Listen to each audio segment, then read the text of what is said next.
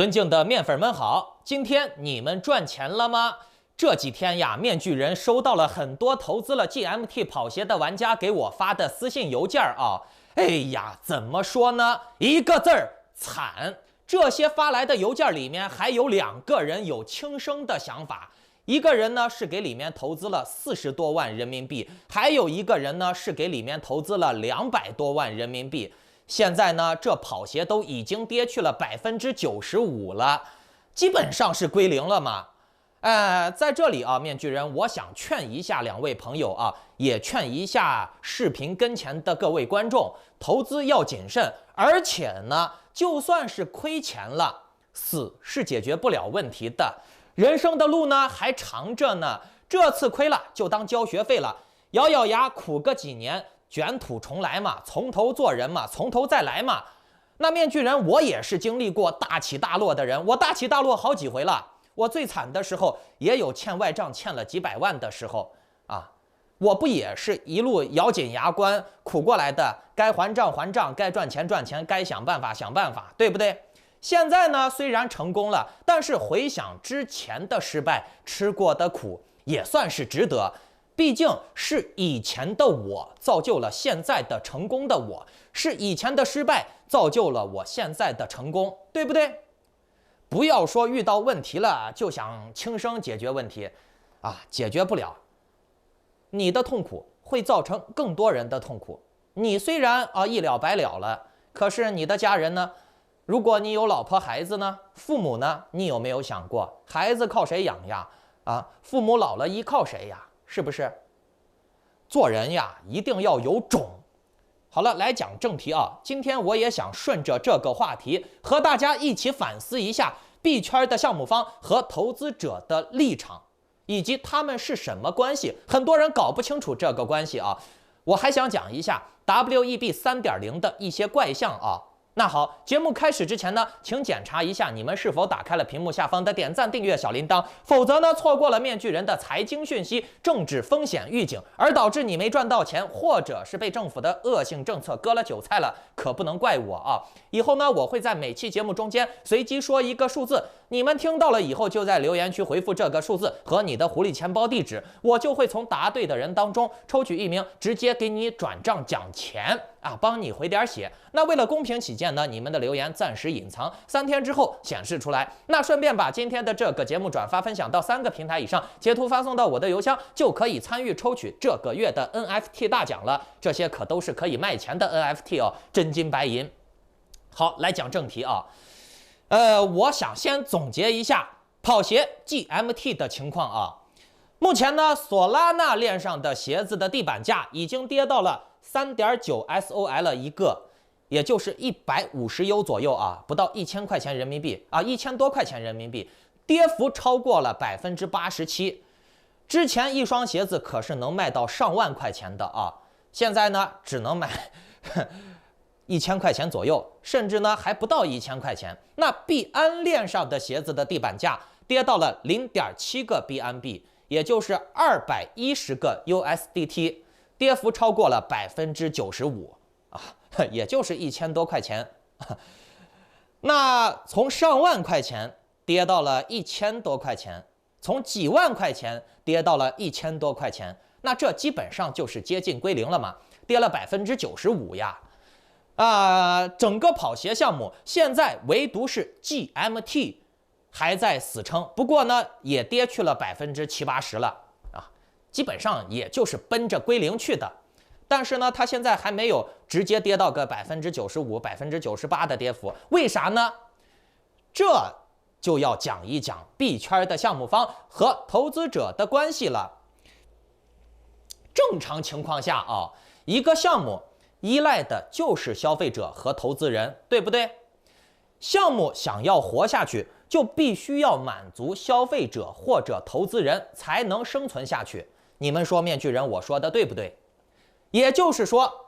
项目方跟消费者跟投资人他们是互相依存的关系，但是币圈不一样啊。首先，币圈的项目方基本是不想辛苦的长久经营生意的，99%的项目方他们只想骗一波就走，他们根本不想做生意啊。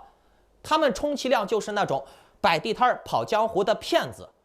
他们不是生意人，这一点你们一定要记住。其次呢，各位观众，你们以为你买了他的项目的 NFT， 你买了这个项目的币，你就是投资人了吗？ No No No No No， 我给你们举个例子啊，来，各位观众，我问一下你们啊，跑鞋的投资人是谁？跑鞋的投资人是谁？是你们这些买跑鞋的人吗？是你们这些买他的 NFT、买他的币的人吗？不是吧？跑鞋的投资人是币安、红杉资本，人家有白纸黑字的合约，人家有正儿八经的公户过账，而且呢，跑鞋项目方对你们是匿名的，但是人家币安、红杉资本知道他是谁，可是呢，人家打死都不会把项目方供出来的，把你割了就是把你割了，并且呢，由于这些项目方知道的内情过多，所以呢，他们更不会把它公布出来，因为内幕交易太多了。不扯远，我说这么多，只是想让你知道，跑鞋这个项目的投资人绝对不是你们这些散户买币的所谓的投资者，你只是骗局里面的受骗者、受害者、韭菜而已。真正的投资人是币安、红杉资本。所以呢，跑鞋的项目方他们需要满足的投资人、消费者，并不是你们这些韭菜，而是币安、红杉资本，明白了吧？他们是投资人。那目前币圈的本质并不是做商品、做服务，现在币圈的本质就是资金转移的游戏，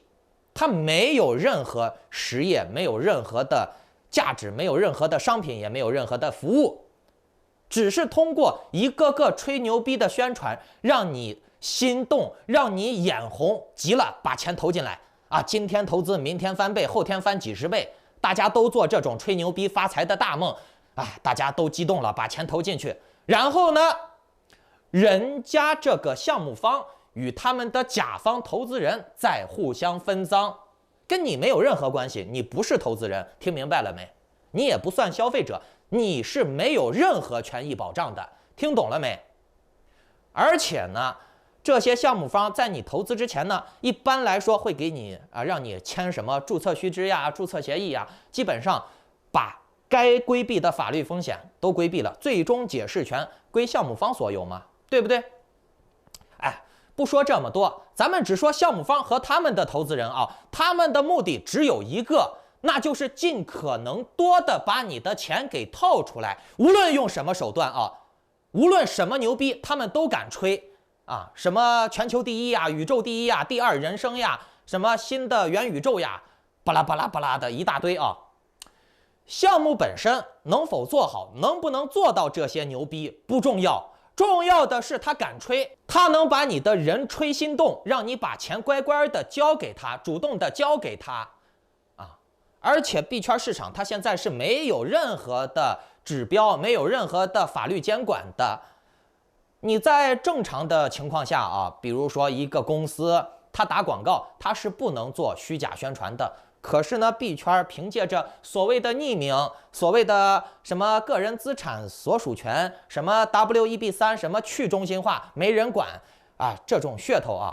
导致了他什么虚假宣传都敢做。正常情况下一个公司他要是做虚假宣传的话，是有可能要坐牢的。可是币圈的这些项目方，他随便吹什么虚假宣传都敢说。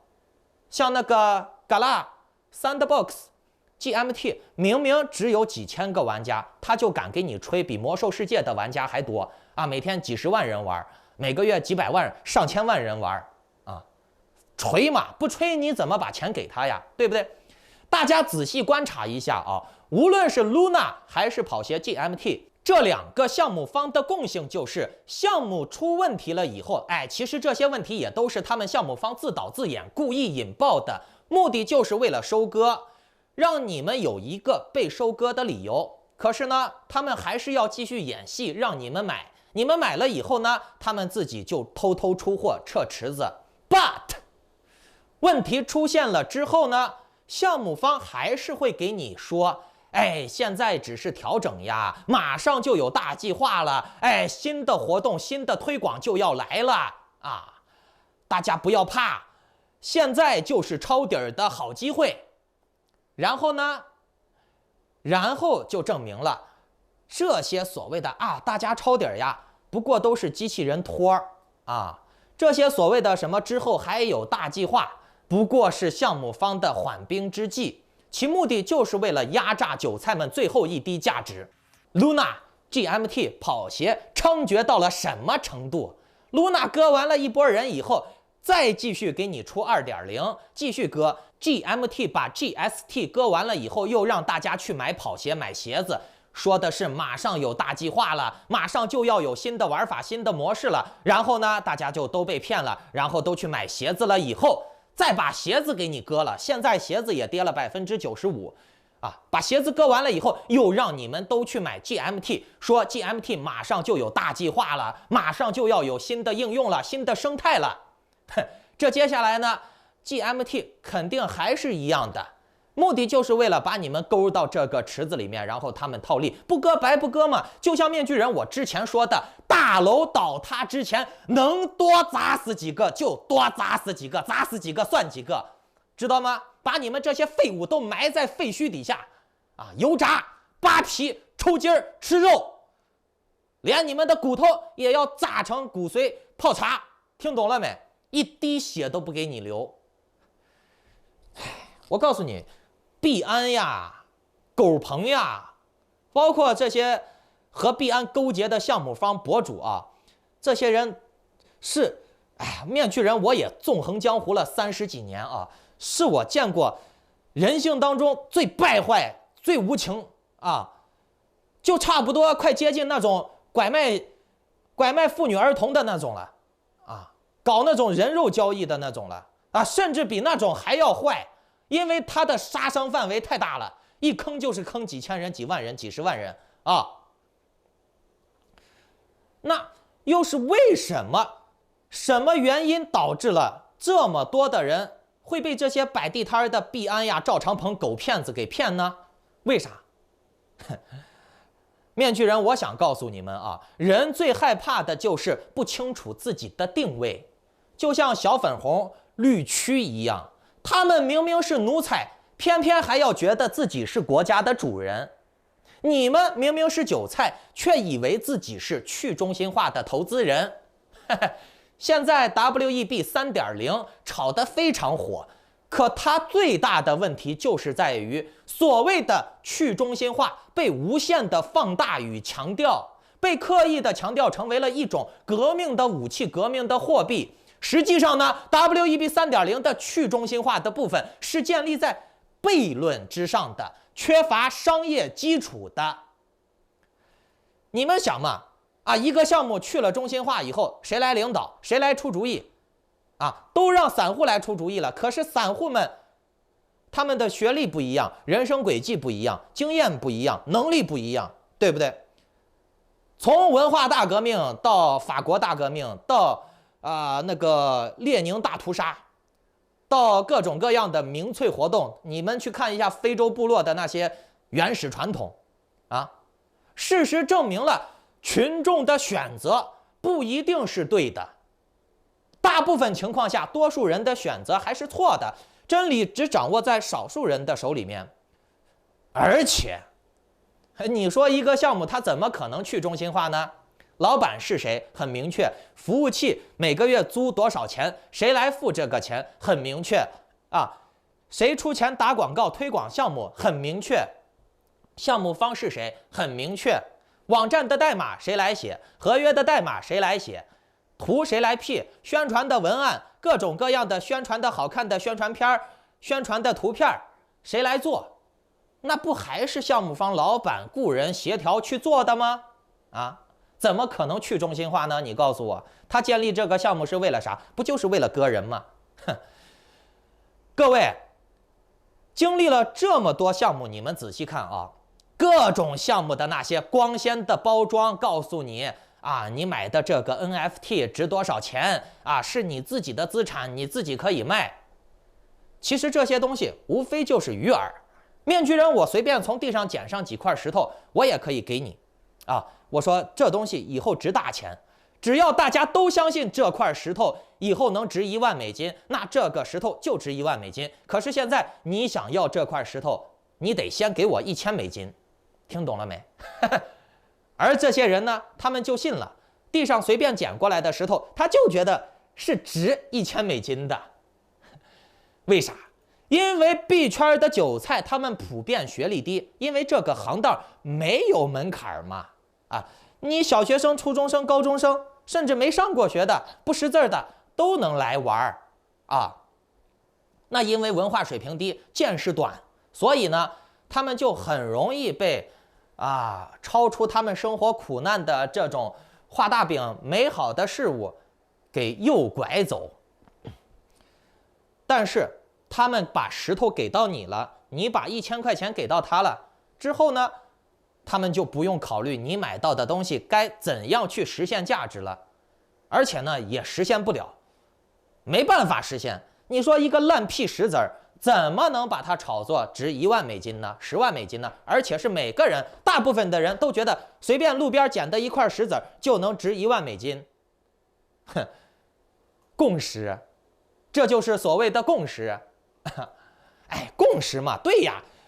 韭菜们都喜欢搭建共识，他们的共识就是今天买，明天翻倍。而项目方也刚好敢吹这样的牛逼啊！你今天买了以后，这就是100倍币、1000倍币了，点石成金了。于是呢，项目方跟韭菜一拍即合。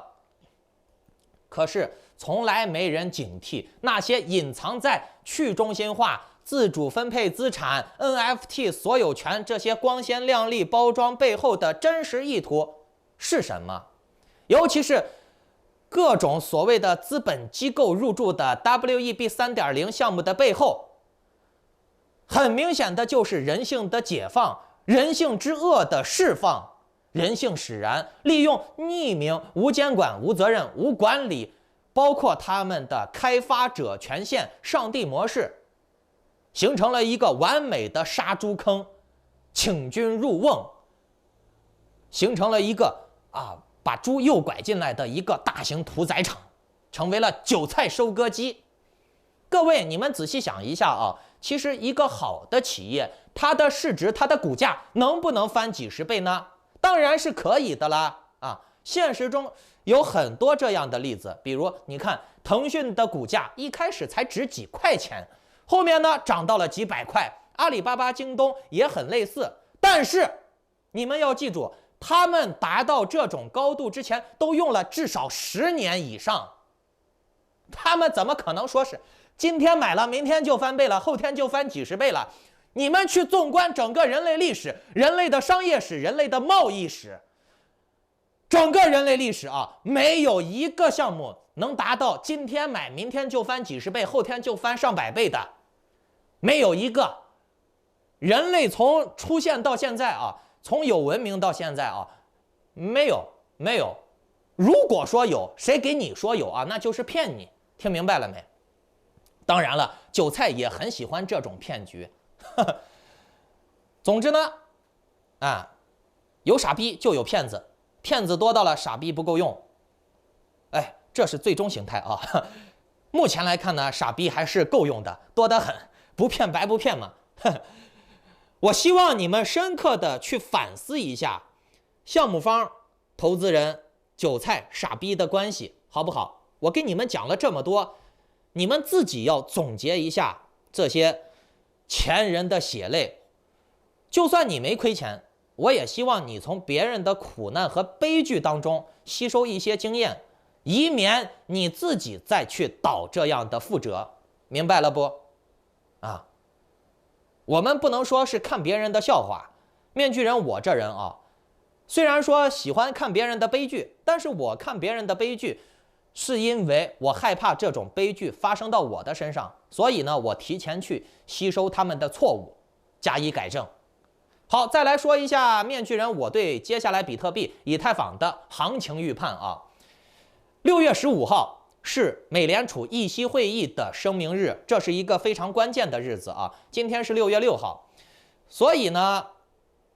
从6月6号到6月15号可能会有一定的行情波动，但是呢，面具人我认为啊，这个月大概率还是要加息的。但目前盘面出现了一定程度的回暖，其实我们从比特币的2年均线可以判断出来啊，3万以下是可以抄底的时机。但是啊，你不能完全的拿过去的经验来判断未来啊，你只能作为一个很小权重的参考啊。咱们就拿今年来说，就是不一样，比特币就是破天荒了，比特币连续9周下跌。这是有史以来都没有过的啊，破天荒了，所以呢，这就超过了以往经验的判断了，对不对？啊，那我们拿以往的经验去判断，只能作为一个很小的参考，是不是？所以，我们对接下来的行情不能掉以轻心。不过，面具人我个人啊，我是搞心理学的嘛，咱们从交易心理的角度去分析。哎，你们看，市场已经疲软了这么长的时间了，韭菜们拿着自己的优都不知道干啥了，韭菜们都已经饥渴难耐了。目前呢，只要稍微的拉拉盘，就能给韭菜们造成了牛来了牛归速回的假象啊，因为大家已经被跌了很长时间了。很多人心里面已经到了疲劳的极限了，或者说是已经适应了，哎，觉得跌不下去了啊，马上就要涨了，今天跌，明天跌，后天还跌，没事儿，马上涨了，大后天再跌啊，这已经是最后一次跌了，大后天再跌，哎，我觉得今天跌完了以后，大后天不会再跌了，跌的时间持续的越长，越会让韭菜麻木，反而呢越会刺激韭菜的贬值，明白了没？就是这个韭菜的 G 点会降低啊，韭菜的上涨期待会变高。所以呢，现在拉拉盘是有一定的科学道理的。当然了，根据大数据去看的话啊，在比特币现在这么一个低位啊，它拉一拉盘，对某些韭菜来说是非常有吸引力的。顺着这一波走势呢，可以去投机一下，赚上几个点就跑。今天早上我已经让我的会员在比特币还没涨过3万多一点吧，还没到那个点的时候，我就让会员已经进场了啊。现在呢已经是开始盈利了，但是我提醒他们说的是，一定要注意止损，包括在6月15号到来之前啊，及时的套利。不要贪，现在还是只能做投机，整个市场大环境就摆在这儿了，对不对？除此之外呢，我们还是需要配置一些稳妥赚钱的低风险项目。你可以拿那些低风险的，每个月有那些稳妥赚钱的东西，虽然说赚的不多啊，你拿这些钱再去搞一些风险投资，你亏了是不心疼的，而且你亏了不伤元气，听明白了吧？我最近呢也在配置一些稳妥投资，如果你想紧跟我的操作策略，或者参与我接下来的稳赚的项目的话，那就请下载 Line 或者 Telegram 搜索添加 ID Maskman118办理会员入群手续，或者呢，你们依然可以孤独的行走啊！祝你好运，再见，握手，转圈，哦，摸一摸，嘿嘿。